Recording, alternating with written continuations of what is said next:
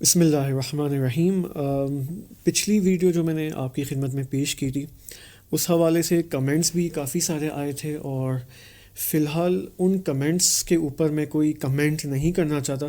انہی کمنٹس کے اندر بعض ایسے کمنٹس تھے کہ ظاہراً مجھے یوں لگا کہ بعض عزیزان کو، بردرز اینڈ سسٹرز کو، وہ بات شاید سمجھ میں نہیں آئی جو میں اس ویڈیو میں منتقل کرنا چاہ رہا تھا، اور اکثر ظاہراً کمنٹس ان سیکنڈری باتوں پہ چلے گئے۔ مثلاً کوئی یہ کہہ رہا تھا کہ آپ تو خواہ انجینئر صاحب اور مفتی فضل کے درمیان مقایسہ کر رہے ہیں، اور یہ فقط لفاظی کی گیم ہے، اور نہیں، اصل بات یہ نہیں ہے۔ میں اب اسی ویڈیو کو میں آپ کی خدمت میں تھوڑا سا مزید ایکسپلین کرنا چاہتا ہوں کہ میں کہنا کیا چاہ رہا ہوں آپ کی خدمت میں، تاکہ بالآخر کسی کے ذہن میں ابہام نہ ہو، کوئی مس انڈرسٹینڈنگ نہ ہو، کوئی غلط فہمی پیدا نہ ہو۔ دیکھیں، بہت سارے اہل سنت کے برادران اور خواہران جو ہیں وہ یہ کہتے ہیں کہ ہم سب شیعیان علی ہیں۔ بالکل ایسا ہی ہے۔ کیا ہم نے اس کا انکار کیا ہے کہ آپ امیر المؤمنین علی ابن ابی طالب کی شیعہ نہیں ہیں؟ بالکل آپ ہیں، کیوں نہیں ہیں؟ لیکن یہاں پر ایک دقت کی ضرورت ہے۔ وہ کیا ہے؟ دیکھیں، شیعہ کا ایک عام معنی ہے، ایک براڈر میننگ ہے، اور ایک خاص معنی ہے، اسپیسیفک معنی ہے۔ شیعہ کا جو عام معنی ہے وہ یہ ہے کہ جو شخص، جو مسلمان امام علی علیہ السلام سے اور اہل البیت عصمت و طہارت سلام اللہ علیہم اجمعین سے اپنی محبت کا اظہار کرتا ہے، اوکے، یہ شیعہ ہے۔ بالکل اس میں کوئی شک نہیں ہے، یہ شیعہ ہے۔ لیکن یہ شیعہ کا عمومی معنی ہے، یہ شیعہ کا ایک جنرل معنی ہے۔ آپ کی خدمت میں جو آج کی ویڈیو میں آئی ہوپ کہ خدا مجھے وہ قدرت عطا کرے، وہ طاقت اور توفیق عطا کرے کہ میں اس بات کو ایکسپلین کرنے میں کامیاب ہو جاؤں کہ شیعہ کا ایک خاص معنی ہے یہاں پر۔ عمومی اعتبار سے سب شیعیان علی، اس میں کوئی شک نہیں ہے۔ لیکن جو پچھلی ویڈیو میں ایکسپلین کرنا چاہ رہا تھا وہ یہ کہ اب شیعہ کا خاص معنی کیا ہے، اس کو بتانے کے لیے، اس کو ایلیبریٹ کرنے کے لیے میں آپ کی خدمت میں ایک اہم نقطہ پیش کروں گا۔ وہ نقطہ اگر آپ کو سمجھ میں آ گیا تو ممکن ہے شاید انسان دوبارہ سوچنے پر مجبور ہو جائے۔ لہٰذا میں ریکویسٹ کروں گا یہاں پر اہل تشیع کے افراد سے بھی اور اہل تسنن کے بھی برادران سے بھی کہ اس نقطے کو جو اب میں پیش کرنا چاہوں گا، آپ کے سامنے کچھ ڈائیگرامز اینڈ چارٹس بھی لے کے آؤں گا، اس کے ساتھ اس نقطے کو ایکسپلین کروں گا، اور ان دی اینڈ ہم نتیجہ لیں گے کہ شیعہ کا خاص معنی کیا ہے، اوکے۔ لہٰذا دیکھیں، سب سے پہلی بات وہ یہ ہے کہ میں آپ سے سوال کرتا ہوں کہ انسان کا ہدف اس دنیا میں کیا ہے؟ کیوں خدا نے آپ کو اور مجھے اس دنیا میں بھیجا ہے؟ ان دی اینڈ وہ اینڈ ہدف کیا ہے؟ مجھے کہاں تک جانا ہے؟ آپ کو کہاں تک پہنچنا ہے؟ اس کو اگر ہم قرآنی اور حدیثی ٹرمینالوجی میں بیان کرنا چاہیں تو دو لفظ آئے ہیں یہاں پر کہ یا تو انسان سعادت کی طرف جا رہے ہیں یا انسان شقاوت کی طرف جا رہے ہیں، سعادت کی طرف، شقاوت کی طرف۔ لہٰذا سورہ 3 کی آپ یہ آیت دیکھیں، بسم اللہ الرحمن الرحیم، آیت نمبر 4 اور 5 کہ لَقَدْ خَلَقْنَا الْإِنسَانَ فِي أَحْسَنِ تَقْوِيمٍ ثُمَّ رَدَدْنَاهُ أَسْفَلَ سَافِلِينَ۔ اوکے، ہم نے انسان کو احسن تقویم میں خلق کیا، پھر اس کو کہاں بھیجا؟ اسفل سافلین میں۔ اب یہ جو اسفل سافلین ہے یہ دنیا ہے، پہنچنا کدھر ہے ہمیں؟ علماء فرماتے اعلیٰ علیین تک، یعنی سعادت کے راستے تک، اوکے۔ اب اصطلاحوں کو چھوڑیں، بس یہ ذہن میں رکھیں، سعادت تک پہنچنا ہے۔ سوال، سعادت کا مطلب کیا ہے؟ اب میں سعادت کے مطلب پہ نہیں جانا چاہوں گا، فی الحال اس کو چھوڑیں۔ سعادت تک پہنچنا ہے، ٹھیک ہے، کمال اور پرفیکشن تک پہنچنا ہے۔ اب وہ راستہ کیا ہے کہ جس کے ذریعے میں اور آپ چاہیں، اب یہاں پر سنی شیعہ کی بات نہیں ہوئی، یہاں پر ایک انسان کی بات ہو رہی ہے، الانسان کی بات ہو رہی ہے۔ یہ جو الانسان ہے چاہے وہ سنی ہو، چاہے شیعہ ہو، چاہے کوئی بھی ہو، یہ سعادت تک کیسے پہنچے گا؟ اس کے لیے خداوند سبحان نے آج کے زمانے میں کون سا دین بھیجا ہے؟ دین اسلام، اور نبی اکرم صلی اللہ علیہ وآلہ وسلم کو بعنوان نبی ختمی و رسول ختمی اور رسول خدا اور حضرت محمد مصطفیٰ صلی اللہ علیہ وآلہ وسلم کی ذمہ داری یہ ہے کہ وہ ہمیں راستہ بتائیں۔ وہ راستہ کیا ہے؟ اس راستے کو علماء 3 قسموں میں ڈیوائیڈ کرتے ہیں، جس کو ہم دین کہتے ہیں، شریعت کہتے ہیں۔ اس شریعت کا کام ہے کہ 3 کیٹیگرائزیشنز بنائیں، اور یہ 3 کیٹیگرائزیشنز کے اندر انسان اپنے راستے کو ڈھونڈے اور سعادت تک پہنچے، اپنے آپ کو پہنچائے اس رسول کی مدد سے۔ وہ 3 چیزیں کیا ہیں جس کو آپ سب جانتے ہیں؟ ایک ہے عقائد، ایک ہے اخلاق، اور ایک ہے احکام۔ عقائد، اخلاق اور احکام۔ اب بات یہاں پر یہ ہے کہ جتنے بھی عقائد ہیں، احکام ہیں، اخلاق ہیں، یہ سب کے سب انسان کی فطرت کے مطابق ہے۔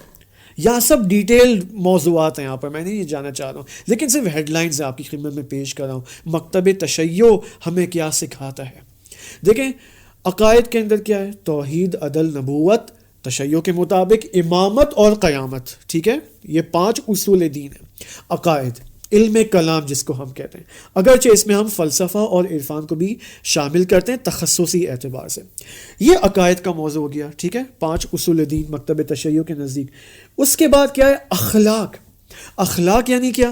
اخلاق یعنی اپنے اندر انسان فضیلتوں کو ایجاد کرے، ٹھیک ہے؟ جیسے شجاعت ہے، ایثار ہے، قربانی ہے، رحیم اور رحمان کی صفت کو اپنے اندر ایجاد کرے، اور اسی طرح جتنی بھی اچھی صفات ہیں، معنوی اور اسپرچول صفات ہیں جو اسلام نے جسے ڈیفائن کیا ہے، وہ اپنے اندر ایجاد کرے، اور اپنے اندر جو رذیلتیں ہیں، رذیلتیں یعنی جو بری صفات ہیں، اس کو دور کرے۔ جھوٹ ہے، کبر ہے، تکبر اور غیبت، اور یہ ساری چیزیں جو ہیں، جو اعمال کے اعتبار سے بھی ہے یعنی گناہ، اور صفات کے اعتبار سے بھی ہے یعنی رذیلتیں، ان کو دور کر، یہ اخلاق کہلاتا ہے۔ اس کے بعد ہے احکام۔ احکام یعنی وہی فقہی احکام، نماز کیسے پڑھنی ہے، روزہ کیسے رکھنا ہے، حج، زکوٰۃ اور یہ ساری چیزیں، ٹھیک ہے؟ اب یہ کیا ہے؟ عقائد، احکام اور اخلاق، یہ خداوند سبحان نے ایک سسٹم کے مطابق ہمیں بتایا ہے۔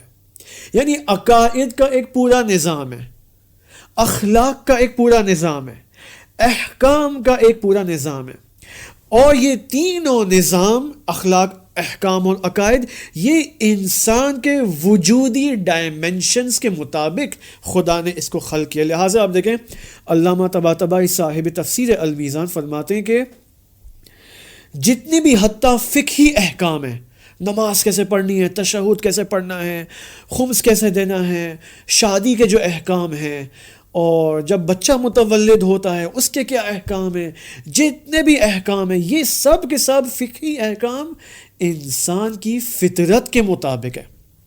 کوئی ایسا فقہی حکم نہیں ہے جو انسان کی فطرت سے عدم مطابقت رکھتا ہو، سب مطابقت رکھتے ہیں۔ اب یہ سب ڈیٹیل موضوعات ہیں، میں صرف ہیڈ لائنز، اصل نقطے تک پہنچنا چاہ رہا ہوں، ٹھیک ہے؟ یہاں تک ایک بات ہو گئی۔ دوسری بات وہ یہ کہ یہ سارے علوم، عقائد کے اپنے علوم ہیں، جیسے علم کلام ہے، فقہ کو حاصل کرنے کے لیے، فقہی احکام کو حاصل کرنے کے لیے اپنے علوم ہیں، جیسے ایک بڑا عنوان کیا ہے؟ علم فقہ، اوکے؟ اور 3 علم اخلاق۔ پس اگر یہ علوم، علم عقائد، علم اخلاق، علم احکام، اگر انسان صحیح عقائد حاصل کر لے، صحیح فقہی احکام حاصل کر لے، اور صحیح اخلاق حاصل کر لے تھیوریٹیکلی اعتبار سے، پھر وہ اس کے اوپر عمل بھی کر سکتا ہے، اور اس عمل کا نتیجہ کیا ہوگا؟ سعادت ابدی۔ انسان ابدی اور انلیمیٹڈ سعادت تک پہنچے گا، اس دنیا میں بھی اور آخرت میں بھی۔ یعنی اس دنیا میں بھی وہ سعادت کا عملی نمونہ دیکھے گا، اور آخرت میں جب جائے گا تو وہاں پر بھی سعادت کا عملی نمونہ وہاں پر بھی اپ گریڈڈ اعتبار سے دیکھے گا۔ اب سوال تو یہ کہ ہر انسان تو مدرسہ نہیں جا سکتا، حوزہ نہیں جا سکتا تاکہ تفصیلاً اور ڈیٹیل کے اندر جو ہے وہ علم عقائد کو حاصل کرے، 10 سال پڑھے اور پھر نہیں، سب تو نہیں کر سکتے یہ کام۔ اب یہاں پر انسان کیا کرے؟ اس سوال کے جواب کو دینے کے لیے میں آپ کی خدمت میں یہ بات کرنا چاہوں گا کہ انسان اگر چاہتا ہے کہ صحیح سورس سے، اس صحیح منبع سے علم عقائد کو حاصل کرے، علم فقہ کو حاصل کرے اور علم اخلاق کو حاصل کرے تاکہ سعادت تک پہنچ سکے، تو یہاں پر ہمیں میں آپ کے سامنے 3 احادیث پیش کرنا چاہتا ہوں۔ ایک وہ حدیث ہے جو بہت ہی مشہور ہے، سنی سورسز میں بھی آئی ہیں اور شیعہ کتابوں میں بھی آئی ہیں، تمام علماء تشیع و تسنن اس کو قبول کرتے ہیں۔ وہ کیا آپ سب کو معلوم ہے، حدیث ثقلین۔ رسول خدا صلی اللہ علیہ وآلہ وسلم کیا فرماتے ہیں کہ انی تارکم فیکم الثقلین کتاب اللہ و عطرتی اہل بیتی، میں تمہارے درمیان 2 چیزیں چھوڑ کے جا رہا ہوں، کتاب اللہ قرآن مجید، اور 2 میری عطرت یعنی میرے اہل البیت۔ خوب، اہل البیت کون ہے؟ اب یہ ڈیبیٹ آپ کو معلوم ہے، اویس ربانی صاحب نے ایک پوری ڈیبیٹ کوشچن آنسر سیشن کیا تھا مفتی عبد الباقی اور شیخ سجاد زہرائی کے درمیان جو ایک ڈیبیٹ ہوئی تھی، وہاں پر یہی ٹاپک تھا کہ اہل البیت کون ہے۔ مکتب تشیع کے نزدیک اہل البیت یعنی رسول خدا صلی اللہ علیہ وآلہ وسلم، حضرت زہرا سلام اللہ علیہ اور باقی 12 امام، ٹھیک ہے، یہ اہل البیت میں شامل ہیں۔ اب یہاں پر سوال یہ ایک طرف سے ہمیں صحیح علم حاصل کرنا ہے عقائد، اخلاق اور احکام کا، دوسری طرف سے رسول خدا فرما رہے ہیں کہ میں تمہارے درمیان قرآن اور اہل بیت کو چھوڑ کے جا رہا ہوں۔ اب یہاں تک ہولڈ رکھیں، just pause for a moment. یہاں پر ایک اور حدیث ہے جس کو حدیث مدینۃ العلم، انا مدینۃ العلم کے نام سے معروف ہے۔ وہ کیا کہ خود رسول خدا صلی اللہ علیہ وآلہ وسلم فرماتے ہیں کہ انا مدینۃ العلم وعلی بابها، میں شہر علم ہوں اور علی اس شہر علم کا دروازہ ہے۔ فمن اراد العلم، بس جو علم کا ارادہ رکھتا ہے، اب آپ علم کا ارادہ نہیں رکھتے، علم عقائد، علم احکام، علم اخلاق، کیا کریں؟ رسول خدا فرما رہے ہیں فمن اراد العلم فعلیہ بالباب، تو وہ اس دروازے سے وارد ہو۔ وہ دروازہ کون ہے؟ امام علی ابن ابی طالب علیہ السلام۔ اب یہ 2 حدیث آپ کی خدمت میں پیش کی۔ اب یہاں پر سوال تو یہاں پر وہی باقی ہے، خوب، کس سے اب نتیجے تک پہنچ رہے ہیں؟ کس سے ہم علم حاصل کریں؟ پس اہل البیت سے، امام علی علیہ السلام۔ اب اہل البیت کون ہے؟ میں آپ کے سامنے ایک چارٹ رکھنا چاہتا ہوں تاکہ ہمیں واضح ہو جائے کہ یہ وہ سورس ہے اہل البیت کا جس سے ہمیں فقہ بھی لینا ہے، عقائد بھی لینا ہے اور احکام بھی لینا ہے۔ پھر میں اس کو کمپیئر کروں گا اہل سنت کے سورس، یعنی اہل سنت کا کیا سورس ہے؟ عقائد، احکام اور اخلاق کا، اور ہمارا مکتب تشیع میں ہمارا کیا سورس ہے، تاکہ ہمیں ایک نتیجہ ملے، ایک واضح، شفاف، روشن۔ دیکھیں اب یہاں پر اس چارٹ کے اندر آپ دیکھیں نبی اکرم صلی اللہ علیہ وآلہ وسلم کی بیٹی حضرت زہرا سلام اللہ علیہ کی شادی اور ازدواج کس سے ہوتا ہے؟ امام علی ابن ابی طالب علیہ السلام سے۔ پھر ان دونوں ہستیوں سے امام حسن اور امام حسین علیہ السلام وجود میں آتے ہیں، اور پھر جو باقی ائمہ ہدی علیہ السلام ہیں وہ امام حسین علیہ السلام کی نسل سے وجود میں آتے ہیں۔ بالترتیب میں آپ کو آرڈر سے بتا رہا ہوں، آپ دیکھیں اماموں کے نام یہاں پر کیا ہیں؟ ایک تو امام علی علیہ السلام ہے، اس کے بعد امام حسن اور امام حسین علیہ السلام، پھر امام حسین سے یہ نسل امامت جاری اور ساری ہوتی ہے کہ امام حسین کے بعد چوتھے امام زین العابدین علیہ السلام ہے، اس کے بعد امام باقر علیہ السلام ہے، امام صادق علیہ السلام ہے، امام کاظم علیہ السلام، امام رضا علیہ السلام، امام جواد، امام ہادی، امام عسکری اور امام مہدی سلام اللہ علیہم اجمعین۔ یہ اہل البیت علیہ السلام ہے۔ رسول خدا کیا فرمانے؟ میں تمہارے درمیان قرآن اور اہل بیت چھوڑ کے جا رہا ہوں. خوب کس سے علم حاصل کرنا ہے؟ ایک طرف سے انا مدینۃ العلم و علی بابھا کی حدیث دیکھیں. خوب یہ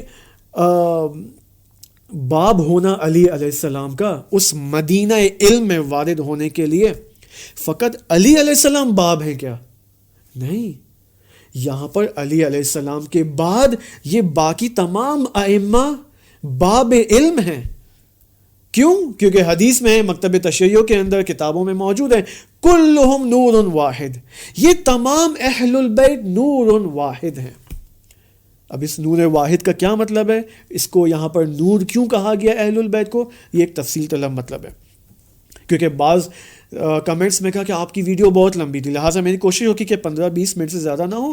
اب میں کیمرہ میرے سامنے ہے، یہاں پر ریکارڈر ہے، کوشش ہوگی کہ ویڈیو لمبی نہ ہو. اگر آپ لوگ چاہتے ہیں کہ ڈیٹیل میں بات ہو تو I am ready for that, مجھے کوئی پرابلم نہیں ہے. بس یہ ہو گئے اہل البیت. اب اس چارٹ کو دیکھیں جو بھی آپ کے سامنے پیش کر رہا ہوں، وہ یہ ہے کہ اب اس چارٹ میں نے تشیع اور اہل تسنن کے ائمہ کو، یعنی اس فقہی اعتقادی اور اخلاقی نظام کے اعتبار سے دیکھیں کیا ڈویژن کی ہے.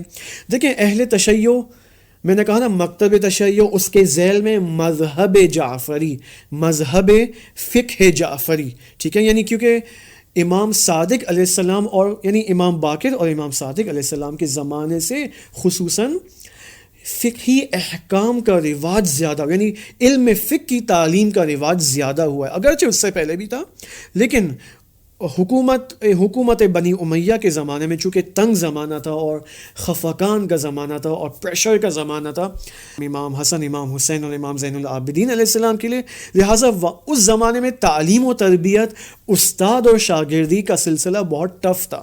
لیکن امام باقر علیہ السلام اور خصوصاً امام صادق علیہ السلام کے زمانے میں یہ آسانی فراہم ہو گئی تشیع کو کہ اب یہاں پر استاد شاگردی کا سلسلہ آغاز ہوا. حدیث اور قراءت حدیث، سماع حدیث، سماع و قراءت کا سلسلہ، ایک پورا سسٹم آف حدیث کا سلسلہ شروع ہوا، ٹھیک ہے. اور یہاں سے وہ فقہی نظام کی وضاحت شروع ہو گئی، عقائد کے نظام کی وضاحت شروع ہو گئی، اخلاقی نظام کی وضاحت شروع ہو گئی. یعنی مذہب تشیع اور مکتب تشیع در حقیقت اپنا علم، جب میں علم کہوں تو آپ عقائد کو بھی شامل کر لیں، احکام اور اخلاق. مکتب تشیع اور اہل تشیع کے افراد اپنا علم یہاں سے لیتے ہیں. کہاں سے لیتے ہیں؟ ابھی آپ تو کہیں گے میں نے تو کہا امام صادق علیہ السلام سے، بالکل ایسا ہی ہے، لیکن ہمارے پاس ایک سلسلہ ہے، ایک بلڈ لائن ہے. اب آپ دوبارہ دیکھیں اس چارٹ پہ، میں نے کہا نا اہل البیت 14 معصومین ہیں، 12 امام ہیں. ان 14 معصومین میں سے 14 شخصیات میں سے 12 ائمہ ہیں. ان 12 ائمہ کا کام ہے خصوصاً رسول خدا کے بعد کہ کیونکہ رسول خدا نے فرمایا انی تارکم فیکم الثقلین کتاب اللہ و اطاعتی اہل بیتی، آپ کو اپنا علم قرآن و اہل بیت سے لینا ہے. اہل البیت کون ہیں؟ امام علی علیہ السلام سے لے کر امام مہدی علیہ السلام تک کی 12 امام، اور اسی طرح حضرت زہرا سلام اللہ علیہ اور رسول خدا صلی اللہ علیہ وسلم. اب رسول خدا دنیا سے چلے گئے، حضرت زہرا سلام اللہ علیہ بھی اپنے زمانے میں درس و بحث کا سلسلہ ان کے زمانے میں بھی خواتین کے لیے جاری تھا، لیکن بالآخر وہ امام نہیں بن سکتی. ان کے بعد پھر امام علی علیہ السلام، یعنی رسول خدا کے بعد امام علی سے امام مہدی علیہ السلام تک یہ جو اہل البیت کا سلسلہ ہے، ہم اپنا علم عقائد، اپنا علم اخلاق اور علم احکام ان شخصیات یعنی 12 ائمہ سے لیتے ہیں. میں نے کہا نا یہ ایک بلڈ لائن ہے، دس از ون بلڈ لائن، ایک نسل ہے، ایک خون ہے، ایک نور ہے، کلہم نور واحد. لیکن اہل تسنن اپنا علم کہاں سے لیتے ہیں؟ اپنے عقائد کہاں سے لیتے ہیں؟ اہل تسنن کے اندر آپ دیکھیں 4 امام ہیں، ایک امام ابو حنیفہ، 2 امام مالکی، امام شافعی، امام حنبلی. ہر امام کا آپ دیکھیں اگرچہ کامنالٹیز بہت ہیں، لیکن ان دی اینڈ ان کا اپنا فقہی نظام ہے، فقہی سسٹم آف ڈیرائیویشن آف استنباط، ٹھیک ہے. عقائد کا اپنا نظام ہے، اخلاق کا اپنا نظام ہے. امام مالکی کا بھی اسی طرح ہے، امام شافعی اور امام حنبلی کا بھی اسی طرح ہے۔ یہاں پر ایک میں سمپل کوشچن آپ سے پوچھنا چاہتا ہوں، خصوصاً اہل تسنن سے، وہ یہ کہ ہم جو کہ مکتب تشیع کے اندر ہیں، ہم نے کہا کہ ہماری بلڈ لائن اس دین اور علم دین کو حاصل کرنے کے لیے محفوظ ہے۔ یعنی اگر ہم امام صادق علیہ السلام سے علم حاصل کر رہے ہیں تو در حقیقت رسول خدا صلی اللہ علیہ وآلہ وسلم سے علم حاصل کر رہے ہیں، امام علی سے علم حاصل کر رہے ہیں۔ اگر ہم امام عسکری علیہ السلام سے علم حاصل کر رہے ہیں تو چونکہ کلہم نور واحد ہے، ایک ہی بلڈ لائن ہے، تو ہم تمام اہل البیت سے علم حاصل کر رہے ہیں۔ یعنی اگر فرض کریں امام علی علیہ السلام امام عسکری کے زمانے میں ہوتے تو وہ وہی فتویٰ دیتے جو امام عسکری فتویٰ دیتے۔ کیوں؟ کیونکہ امام علی امام عسکری کے زمانے میں، اور اگر امام صادق علیہ السلام امام علی علیہ السلام کے زمانے میں ہوتے تو ان کا بھی وہی طریقہ کار ہوتا جو امام علی علیہ السلام کا تھا۔ کیوں؟ کہ کلہم نور واحد ہے، ایک بلڈ لائن ہے، ایک نسل ہے، ایک وجود ہے، ایک انسان ہے، یہ اہل البیت ایک انسان ہے۔ اوکے، بات سمجھ میں آ رہی ہے؟ لہٰذا ہمارا فقہی نظام رسول خدا صلی اللہ علیہ وآلہ وسلم سے، ہم اپنے عقائد رسول خدا سے لیتے ہیں، ہم اپنے ہمارا اخلاقی نظام رسول خدا سے لیتے ہیں صلی اللہ علیہ وآلہ وسلم اور اہل البیت سے، اور قرآن سے، قرآن اور اہل البیت۔ لیکن میں اہل سنت سے یہ سوال کرنا چاہوں گا کہ امام ابو حنیفہ کی وفات کب ہوئی؟ 150 ہجری کے اندر، 150 ہجری کے اندر۔ امام مالک کی وفات 179 ہجری قمری کے اندر۔ امام شافعی کی وفات 204 ہجری کے اندر۔ امام حنبل کی وفات 241 ہجری کے اندر۔ تو وہ بلڈ لائن کی طرح، وہ اتصال کا ہے، وہ کنیکشن کا ہے اہل البیت سے۔ میرا سوال یہاں پر یہ، اہل سنت کے برادران یہ کہتے ہیں کہ ہمارے بھی تو 4 امام ہیں۔ بالکل، الحمدللہ آپ کے 4 امام ہیں، لیکن آپ کے جو امام ہیں وہ رسول خدا صلی اللہ علیہ وآلہ وسلم کی وفات سے تقریباً 1 صدی بعد وجود میں آ رہے ہیں، اور ان کا ظاہری کوئی کنیکشن نہیں ہے، نسلی اعتبار سے کوئی کنیکشن نہیں ہے رسول خدا سے۔ لیکن ہم جو کہ مکتب تشیع کے اندر ہیں، ہم ڈائریکٹلی ریلیٹڈ، یعنی ہمارے جو پہلے امام ہیں، یعنی امام علی علیہ السلام، وہ ڈائریکٹلی رسول خدا صلی اللہ علیہ وآلہ وسلم کی طرف سے منسوب کردہ جانشین اور خلیفہ ہیں اور ولی خدا ہیں۔ ٹھیک ہے، رسول خدا نے غدیر میں ان کو اعلان کیا، اور پھر امام علی نے امام حسن کو، امام حسن نے امام حسین کو، امام حسین نے امام آخر تک۔ تو ہمارے پاس وہ کنیکشن موجود ہے کہ جس سے ہم اسی وجہ سے بہت ساری احادیث، انفارچونیٹلی اہل سنت برادران کو تشیع کی کتابوں سے احادیث نہیں سنائی جاتی۔ وہ علماء اہل سنت جو اہل البیت کی محبت کا دعوے دار اور دعویٰ کرتے ہیں، الحمدللہ انفارچونیٹلی وہ بھی مکتب تشیع کی کتب اربعہ سے کوئی حدیث نقل نہیں کرتے۔ نہج البلاغہ کا نام لیتے ہیں، صحیفہ سجادیہ کا نام لیتے ہیں، لیکن اس کے بعد ختم۔ ہماری کتب اربعہ کون سی ہیں؟ اصول کافی یعنی الکافی، جو کہ 8 جلد پر مشتمل ہے، 16,000 احادیث کا مجموعہ ہے۔ اس کے بعد الاستبصار ہے، اس کے بعد تہذیب الاحکام ہے، اور اس کے بعد من لا یحضرہ الفقیہ ہے۔ یہ کتب اربعہ ہیں شیعوں کی، اور اس کے بعد جوامع روایت و الا ماشاء اللہ، خصوصاً بحار الانوار جو کہ 110 جلدی احادیث کی، تشیع کی احادیث، جس میں تمام 12 ائمہ سے احادیث منقول ہیں، نہ فقط 12 ائمہ سے بلکہ حضرت زہرا سلام اللہ علیہا سے بھی احادیث کا مجموعہ ان میں پایا جاتا ہے۔ کون بیان کرتا ہے اس کو؟ اب اس وقت 5 بڑے فرقے موجود ہیں نا، فقہ جعفری ہے، فقہ حنبلی ہے، فقہ مالکی ہے، فقہ حنفی ہے، فقہ شافعی ہے۔ ہر فقہ، ابھی اس کو فقہ کو دیکھیں، فقط فقہ کو، اس فقہ سے کیا نکلنا چاہیے؟ یہاں پر مجھے ایک بردر نے کمنٹ کیا اس پچھلی ویڈیو میں کہ یہ آپ کیا بات کر رہے ہیں، امام ابو حنیفہ بھی تو امام صادق علیہ السلام کے شاگرد تھے، بس امام ابو حنیفہ کی بھی جو تعلیمات ہیں وہ اہل البیت کی تعلیمات ہیں۔ نہیں میرے بھائی، ایسی کوئی بات نہیں ہے۔ ظاہراً آپ نے چیک نہیں کیا ہے اپنے علماء سے، اس کے اوپر میں آتا ہوں واپس.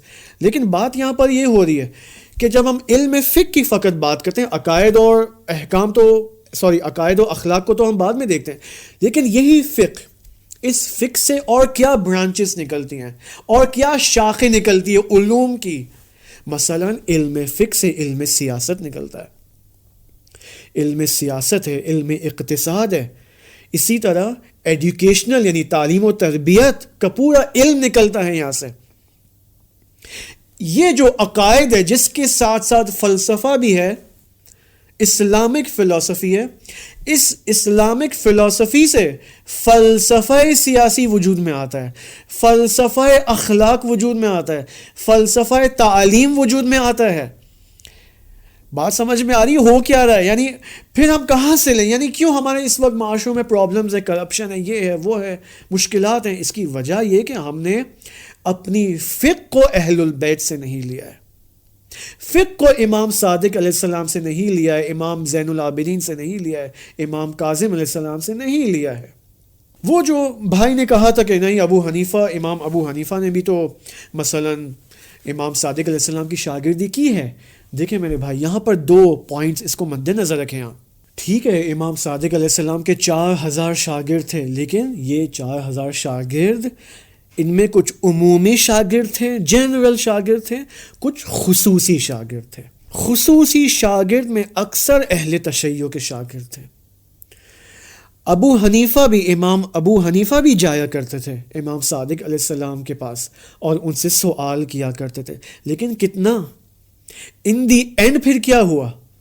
آیا ان دی اینڈ، اب آپ یہ تحقیق کریں، ریسرچ کریں آپ، ان دی اینڈ امام ابو حنیفہ نے فقہ کا نظام کہاں سے لیا؟ عقائد کا نظام کہاں سے لیا؟ اہل البیت سے لیا؟ نہیں. میں آپ کو ایک ڈاکیومنٹ بتاتا ہوں آپ کے سامنے، وہ یہ دیکھیں. امام بخاری جو کہ جن کی کتاب صحیح بخاری ہے اور قرآن کے بعد اہل تسنن فرماتے ہیں کہ صحیح ترین کتاب صحیح بخاری ہے. امام بخاری کے اپنے استاد ابن ابی شیبہ جن کی ایک کتاب ہے المصنف لابن ابی شیبہ الکوفی، دیکھیں امام بخاری کے استاد امام ابو حنیفہ کے بارے میں کیا فرماتے ہیں. اور اب پھر آپ ہم سے توقع رکھیں کہ ہم ابو حنیفہ سے لیں یا امام صادق سے لیں. اوکے، یہ دیکھیں میں آپ کو ایڈریس بھی دے دینا، آپ اس کو چیک کر لیں. اس کتاب میں المصنف کے اندر جلد نمبر 8 صفحہ نمبر 363 کے اندر، اس کتاب کے اندر استاد امام بخاری نے ایک مکمل باب اوپن کیا ہے یا کتاب اوپن کی ہے. اس کا نام ہے کتاب الرد علی ابی حنیفہ، ھذا ما خالف به ابو حنیفہ الاثر الذي جاء عن رسول اللہ صلی اللہ علیہ وآلہ وسلم. یعنی ابن ابی شیبہ یہ فرمانے کہ میں آپ کے سامنے وہ موارد پیش کروں گا کہ جہاں پر ابو حنیفہ نے رسول خدا صلی اللہ علیہ وآلہ وسلم کی حدیث کے خلاف فتویٰ دیا ہے. اوکے، تو اس کے اندر یہ فرماتے ہیں کہ اس پوری کتاب کے اندر ابن ابی شیبہ نے 125 احادیث جو کہ نبی اکرم صلی اللہ علیہ وآلہ وسلم سے نقل کی گئی احادیث ہیں، امام ابو حنیفہ کے فتاوی رسول خدا کی ان 125 احادیث کے خلاف ہے. اوکے، پھر ہم کیسے اپنا علم، عقائد، اخلاق اور احکام جو ہیں وہ امام صادق سے نہ لیں؟ ظاہر سی بات ہے ہمیں پھر ان سے لینا چاہیے نا، کیونکہ کلہم نور واحد ہے، ڈائریکٹ اتصال ہے، خونی اتصال بھی ہے اور نوری اتصال بھی ہے رسول خدا صلی اللہ علیہ وآلہ وسلم سے. یہاں پر انسان چیک کرے کہ میں اپنا دین کہاں سے لے رہا ہوں، عقائد کہاں سے لے رہا ہوں، اخلاق کہاں سے لے رہا ہوں. لہٰذا یہ اس کو چیک کرنے کی بہت ضرورت ہے. لائف، دنیا اللہ نے ایک دفعہ ہمیں دی ہے، زندگی ایک دفعہ دی ہے، لہٰذا اس کو ہم چیک کریں. ایسا نہ ہو کہ ہم دیکھیں یہاں پر بات یہ نہیں ہو رہی ہے کہ بات یہاں پر سعادت کی ہو رہی، مجھے سعادت تک پہنچنا ہے، آخرت میں مجھے جنت تک پہنچنا ہے، جو کہ سعادت کی ایک تجلی ہے اس دنیا کے، اس عالم کے اندر. یہاں پر جو مفتی فضل ہمدرد حفظہ اللہ ایک بات جو ایک اہم نریٹو جو بیان کرتے ہیں اپنی تمام ویڈیوز کے اندر، اب میں آپ کے سامنے یہ پیش کرنا چاہوں گا. اس ویڈیو کو بنانے کا ایک مقصد یہ، اس کو غور سے سنیں، وہ یہ کہ ٹھیک ہے تشیع کے اندر مذہب جعفری ہے، اہل تسنن کے اندر یہ 4 امام ہیں اور 4 فقہی نظام ہے، عقائد کا نظام ہے، اخلاق کا نظام ہے. سوال، اب یہ جو مفتی فضل ہمدرد صاحب فرماتے کہ میں فقط مسلمان ہوں، قرآن نے مومن اور مسلمان کا ٹائٹل دیا ہے، ٹھیک ہے، اب میں ان سے پوچھتا ہوں کہ آپ اپنا فقہی نظام کہاں سے لیتے ہیں، عقائد کا نظام کہاں سے لیتے ہیں، اخلاق کا نظام کہاں سے لیتے ہیں؟ میں مفتی صاحب سے یہ پوچھنا چاہتا ہوں کہ آپ اپنی نماز یعنی فقہی نظام، نماز، روزہ، حج، زکوٰۃ اور دیگر جو فقہی احکام ہیں، آیا آپ امام ابو حنیفہ کے مطابق عمل کرتے ہیں، امام مالک کے فقہی نظام کے مطابق عمل کرتے ہیں، امام شافعی یا امام حنبلی کے فقہی نظام کے مطابق عمل کرتے ہیں، یا امام جعفر صادق علیہ السلام جو کہ اہل البیت کے نمائندے ہیں ان کے فقہی نظام پر عمل کرتے ہیں؟ میرا سوال یہاں پر یہ سب سے بڑا ابہام اس نیریٹو کے اندر کہ میں فقط مسلمان ہوں، یہی ہے. دوسرا سوال وہ یہ کہ یہ جو آئی ایم اے مسلم کے جو فالوورز ہیں اور فین فالوورز ہیں، یہ اپنی توحید کہاں سے لیتے ہیں؟ عقائد کا نظام. توحید کہاں سے لیتے ہیں؟ عدل کہاں سے لیتے ہیں؟ امامت کو مانتے ہیں یا نہیں مانتے؟ اگر امامت کو مانتے ہیں تو کیا معنی ہے ان کے ذہن میں امامت کا؟ آیا امام کا معنی فقط محبت ہے؟ اگر فقط محبت ہے تو یہ شیعہ کا ایک عام معنی ہے. اور اگر امام کا معنی جیسے میں نے پچھلی ویڈیو میں وہ ڈیفینیشن پیش کی تھی کہ تشیع کا معنی کیا ہے، شیعہ یعنی جو محبت کرتا ہے اہل البیت سے، اور 2 اہل البیت کے فقہی نظام کو بھی فالو کرتا ہے، عقائد کے نظام کو بھی فالو کرتا ہے اور اخلاقی نظام کو بھی فالو کرتا ہے. یہ شیعہ کا خاص معنی ہے. اوکے، امام علی علیہ السلام کو جو امامت دی گئی، یعنی رسول خدا صلی اللہ علیہ وآلہ وسلم اب یہ چاہ رہے ہیں کہ اس فقہی نظام، عقائد کے نظام اور اخلاق کے نظام کی کنٹینیویشن اور ایکسٹینشن امام علی علیہ السلام اور باقی تمام 11 ائمہ کے وجود مبارک سے یہ ترویج پائے پوری دنیا میں. یہ شیعہ کا خاص معنی ہے. خوب یہاں پر کلیئر کرو آپ کہ what do you mean by I am a Muslim. Okay, ٹھیک ہے. اسی طرح اخلاق کا نظام، اہل البیت کا ایک پورا اخلاق اور معنویت، اسپرچوالٹی کا نظام ہے. اوکے، کہاں سے لیتے ہیں آپ؟ اہل تسنن کہاں سے لیتے ہیں؟ اہل تشیع کو تو معلوم ہے وہ کہاں سے لیتے ہیں. ٹھیک ہے، یہاں پر لہٰذا یہ وہ ایلیبریشن والی ویڈیو تھی جو میں بنانا چاہ رہا تھا، تاکہ کیونکہ پچھلے ویڈیو کے اندر بہت سارے کمنٹس آ رہے تھے کہ یہ آپ کی بات سمجھ میں نہیں آ رہی ہے، واٹ آر یو سیئنگ. اور افسوس کہ بعض افراد جو ہے جو اہل البیت سے محبت کا دعویٰ کرتے ہیں لیکن کمنٹس کے اندر بے ادبی کا مظاہرہ کرتے ہیں. بھائی اگر آپ بے ادبی کا مظاہرہ کرتے ہیں تو انفارچونیٹلی یہی اہل البیت فرماتے ہیں کہ الادب صورت العقل، ادب عقل کی صورت کا نام ہے، عقل کی شکل و صورت کا نام ہے. جو عاقل انسان ہے وہ با ادب انسان بھی ہے، اور جو با ادب انسان ہے اس کا مطلب وہ عاقل انسان بھی ہے. لہٰذا مفتی فضل ہمدرد صاحب عاقل انسان ہیں، اس وجہ سے ان کی ویڈیوز کے اندر وہ ادب کے ساتھ پیش آتے ہیں. لہٰذا جو مفتی فضل ہمدرد صاحب کے جو فالوورز ہیں ان کو نہیں چاہیے کہ وہ بے ادبی کے ساتھ پیش آئیں. انشاءاللہ خداوند سبحان سے دعا کہ خدایا ہمیں علم دین کو اس صحیح سورس سے خدایا حاصل کرنے کی توفیق عطا فرما بحق محمد و آل محمد. اللہم صلی علی محمد و آل محمد وعجل فرجہم. کسی کو کوئی سوال ہے، کوئی کوشچن ہے، کسی قسم کا کمنٹ ہے، وہ اس کمنٹ باکس میں ضرور رکھیں. واٹس ایپ کا نمبر بھی موجود ہے، اگرچہ وہ ایک دوست کا نمبر ہے جو میں نے واٹس ایپ پہ رکھا ہے. جو بھی سوالات ہیں آپ وہاں بھی وائس یا ٹیکسٹ کر سکتے ہیں. فیس بک بھی موجود ہے، اگرچہ میں فیس بک بہت کم دیتا ہوں لیکن اف یو وانٹ آپ وہاں بھی میسج کر سکتے ہیں.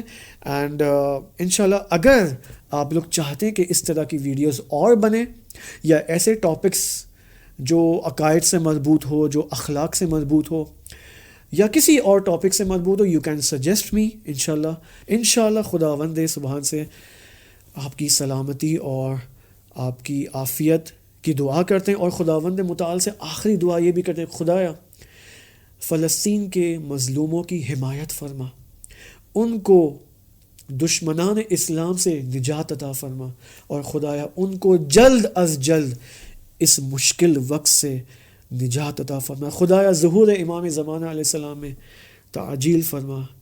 اللہم اجعل عواقب امورنا خیرا۔ والسلام علیکم ورحمۃ اللہ وبرکاتہ۔